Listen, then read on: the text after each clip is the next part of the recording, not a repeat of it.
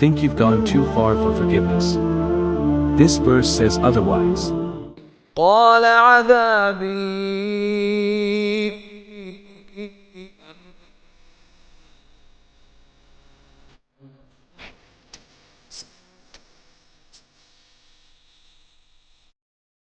Allah said, "My punishment, I afflict with it whom I will, but my mercy encompasses all things." We often think of Allah's punishment first. But what does Allah himself emphasize? My mercy encompasses all things. That means your past doesn't define you. Your sins, your mistakes, they are nothing in front of His limitless mercy. You don't have to be perfect to turn back. You just need to be sincere.